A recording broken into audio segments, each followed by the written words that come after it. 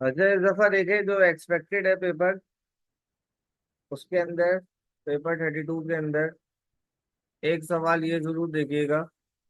ये है मई जून 22 paper 31 33, question number 2। ठीक है, जीपीएलसी का। इसमें क्यों है ये वाला सवाल जो है ना, लोग इसके अंदर मार खा रहे हैं, हालांकि बिल्कुल ही बेसिक सा कॉन्सेप्ट है। IS 2 का।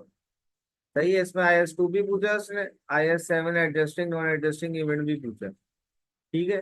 अब मसला ये आ रहा है कि लोग जो है वो ऐसे ऐसी छोटी छोटी चीजों में मार खा रहे हैं। सर अकॉर्डिंग टू IS 2, टीचरों ने सबने पढ़ा दिया sir, lower of what, lower of cost या NRV हो। सही है, नेट रिलायजेबल। यहाँ तक सबके कॉन्सेप्ट क्लियर है, रट्टे लगा लगा के जो बुढ़े बाबे हैं ना, उन्होंने रट्टे लगवा दिए सर, नेट रिलायजेबल वैल्यू, नेट रिलायजेबल। भाई नेट रिलायजेबल वैल्यू कैलकुलेट कैसी करनी है वो उसने कॉन्सेप्ट पूछ लिया। हालांकि सबको याद है, ये 2 नंबर की डेफिनेशन, ये सवाल बचपन से। सर नेट रिलायजेबल वैल्यू क्या है? Selling price less cost to cell.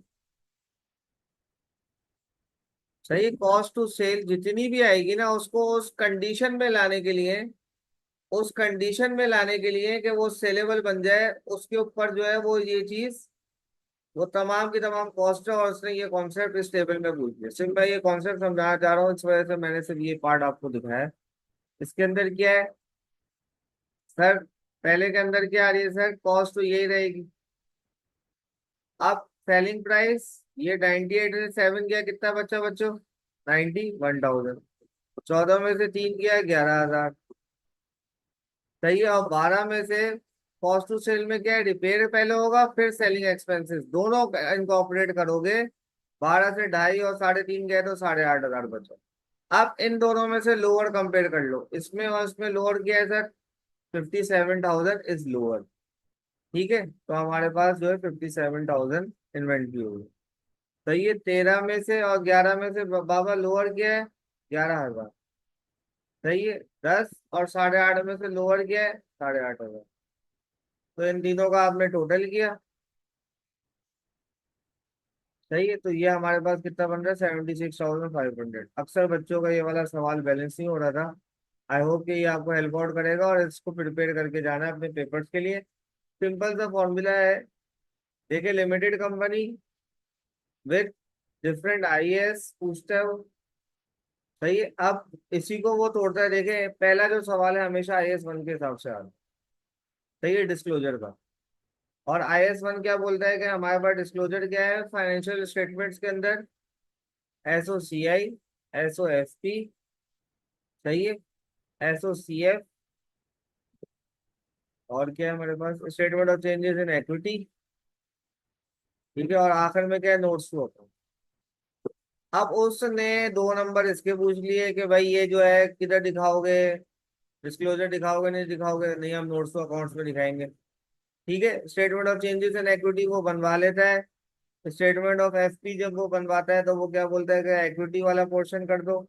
यानी वो इसी के अंदर से खेल रहा है। सही है, तो एक सवाल दो, 1 क्वेश्चन ऑन दिस मस्ट। ठीक है। अब कुछ लोग बोलेंगे सर इसमें 2 चैप्टर आ रहे हैं। बिल्कुल जी सर, 2 चैप्टर आ रहे हैं। एक लिमिटेड कंपनी आ रहा है, और आपके पास कैश फ्लो वाला स्टेटमेंट का अलग से टॉपिक आ रहा है। ठीक है, लेकिन ये जरूर देख के जाइएगा कि इस तरीके की वर्किंग से बेसिक है। अब जब कॉन्सेप्ट क्लियर ना हो तो जाहिर है फिर फंस जाता है। सही है। अब ये स्टूडेंट्स फंस रहे हैं। मैंने कहा भाई ये तो बेसिक सा कॉन्सेप्ट है। कह रहे हैं सर हमने NRV तक पढ़ाया है टीचरों ने। NRV होता क्या है? बस नेट रिलायजेबल वैल्यू की उसमें से जो असल वैल्यू बनती है वो क्या है, उसको एक्सप्लेन ही नहीं किया।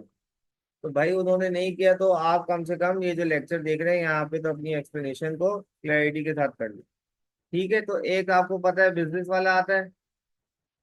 कोई इतना मुश्किल पेपर है नहीं वैसे। सही है। बिजनेस कंसिडरेशन वाला आता है। सही है। एक मैंने सवाल आप लोगों को पहले दिखाया है, NCA डिस्क्लोजर है मेरे ख्याल से उसमें, वो मैंने किया हुआ है मेरे ख्याल से। और उसमें वो है रेशोज है। ठीक है। एक सवाल लिमिटेड कंपनी का IS 1 कर लेंगे ना तो मेरे हिसाब से आसान है। IS 1, 2 और 7। सही है। कभी 38 इंटेंजिबल्स, इंटेंजिबल का उसमें दे देगा वो, गुडविल की कैलकुलेशन में। ठीक है। और और क्या रह गया? कुछ रह गया?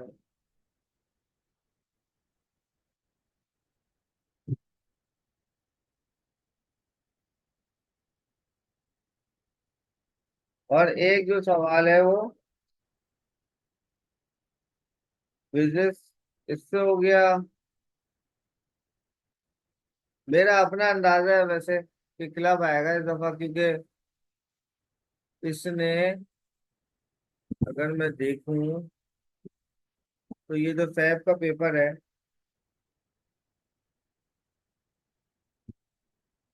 फैब में एग्जामिनर ने क्या किया, फैब में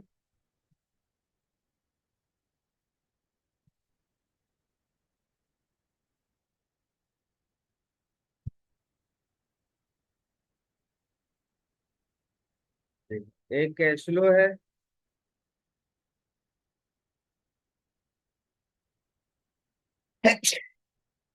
कैश फ्लो दी है, तो ज्यादा एक्सपेक्टेड क्या है IS 1 के अंदर से, यही है statement of financial position, equity और लायबिलिटीज वाला पोर्शन।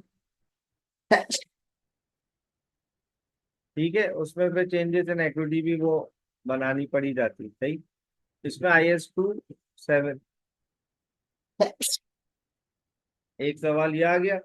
बिजनेस कंसिडरेशन का सवाल है एक है।